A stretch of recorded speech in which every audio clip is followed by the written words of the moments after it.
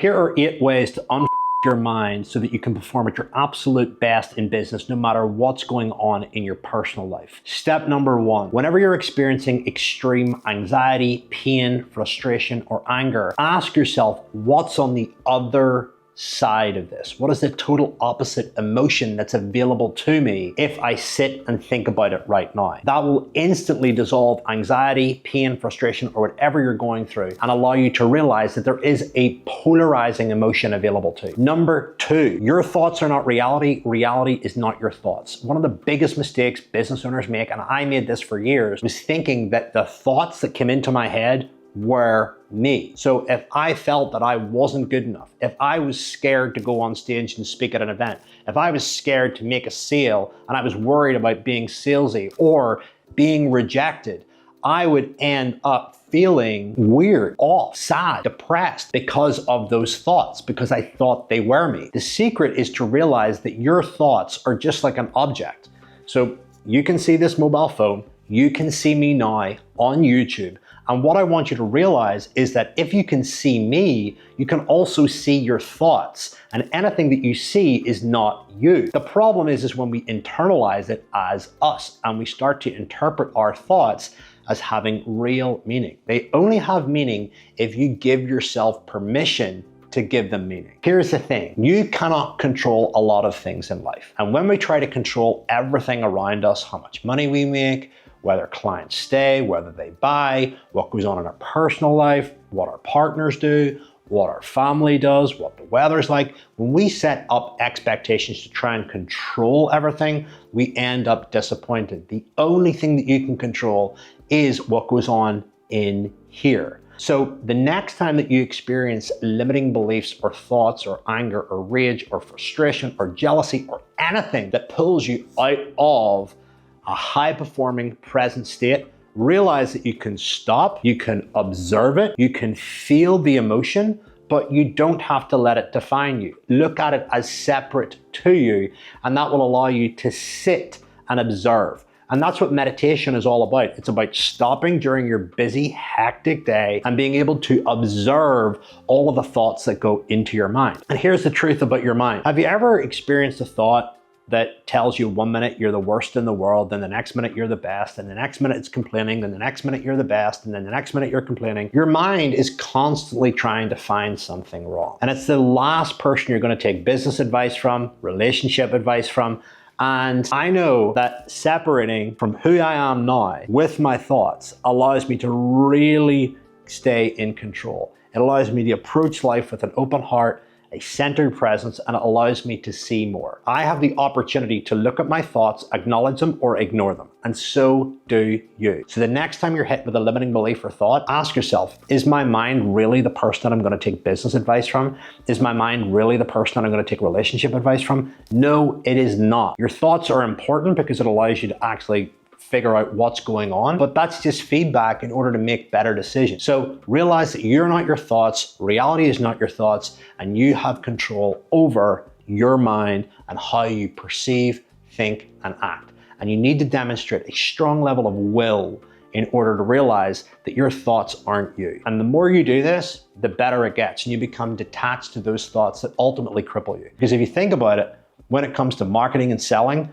if you're constantly crippled with limiting beliefs and fears of what could go wrong and not making enough money in business, you'll really struggle to take action. When you start realizing that these thoughts that come into your head are simply just there to try and protect you and keep you safe inside a comfort zone and keep you locked on to worrying, then you realize that you can do way more and become way more when you actually segment the two. Step number 3, embrace your non-dual nature. This is one of the most powerful things that you can do in life. You can't have a high sales month without a low sales month. You can't be awesome without being not awesome. You can't be strong without being weak. You can't be rich without being poor. You can't be a great entrepreneur without being a shit entrepreneur. Realize that there are polarities to life and everything that you want in life. You can't have hot without cold, you can't have warm without cool, etc. So the next time that you're experiencing a low month, just say to yourself, this is the polar opposite of a high month. They're part and parcel the same thing. If you have a high month, just experiencing the opposite of a low month. If you're experiencing high churn, this is part and parcel of experiencing low churn. If you're growing, realize that you're experiencing part and parcel of contracting and not growing. So when you live in between and you're not attached to the outcomes of a high month or a low month, then you regain your power and you realize that, hey, there are natural fluctuations and volatilities in life, but they're part and parcel of the same thing. People lose their minds when they obsess and fixate over, I just want high months. It's like saying that you just want to have upside with everything, but not see the downside. Just think about this in relationships. Ever seen a great looking girl or a great looking guy and ended up thinking that these guys are gonna really make me happy, and then lo and behold, you meet them and you realize what they're really, really like? Ever get into something and think that this is a really good idea, and then all the challenges start to appear? Ever start making more money and realizing that you have to pay more tax, and then everything starts to get a little bit more complicated? Most people fixate on upsides and expect a world of upside but don't account for the downside, and that's where they get caught out of whack. It's the same on the other side. If you just focus on the downsides of your situation or the loss, and you don't actually look at what you've gained from the loss, then you're going to stay anchored and fixated on everything that's going wrong rather than everything that's actually going right. So one of the most important pieces of personal growth and mental performance is realizing that you have a non-dual nature and not to fixate on the high points, the low points, but to live in between. Step number 4 is make decisions. Write out a list of unmade decisions that you haven't made right now, put a deadline on them, and make them. Whenever you take action, it trumps anxiety. Sitting and thinking about it actually takes up more energy than actually making a decision and going after what you want. So the next time you're struggling to figure out where to go and eat for dinner, or who to hire, or what to market, or what to post on social media, make a decision and just go after it. And that will totally eradicate any anxiety and give you feedback. More decisions equals more feedback equals more confidence equals more decisions. It feeds growth. Step number 5, unlock limiting beliefs with these 3 questions. What evidence do I have to suggest this is true? What evidence do I have to suggest that this is not true? Who could I be if I didn't buy into and believe this limiting belief? Run through those questions, and 9 times out of 10, you will realize that you're awfulizing your scenario. You're making it way worse than it actually is. Why? Because it's actually comfortable to stay stuck. So if you haven't made a decision around something, or you're constantly feeling ill, depressed, sad, there's a very good chance that you have found comfort in that little cage that you've created for yourself because you don't want to surrender and let go. And letting go means letting go of the emotions that you think that you're going to lose. You don't let go because there's a part of you that you don't love. The only way to let go is to actually love the part of you that fears the loss. And the only way that you override fear of loss is to actually go, what am I gaining by this loss? And stack up the gains above the loss. And that's whenever your perspective shifts. A perspective shift is whenever you have an aha moment, you have tears of gratitude in your mind, and you get back in the game. I cannot stress how important it is for high-performing entrepreneurs to know this stuff and how to reset themselves, get themselves aligned and present and moving forward rather than staying stuck inside their own head. Number 6,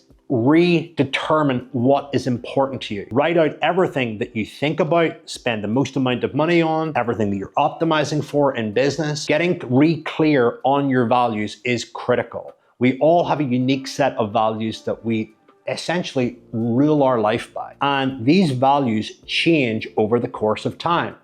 They change with age, they change with environment, they change with business success, and ultimately health. And there are numerous ways that these value shifts, and whenever these value shifts occur, it can disrupt our world because what we valued before might not be important anymore. And whenever we change our values, then it challenges our identity. Your identity is built up on a set of behaviors and habits that are aligned with the things that you value. And whenever one of those values shifts, your behaviors and habits aren't aligned with that shift. And you can tend to want to get the same results with a different operating system, and it can all feel off. If you don't know what you value, then guess what? The world will give you stuff to value. And that's typically when you start falling into chasing revenue goals, chasing who's doing better, who's got a better business, who's got a better setting look of X, Y, and Z, who's got a bigger car. And that is a never-ending pit of misery. Always remember to play your own game, set your own rules, because when you look at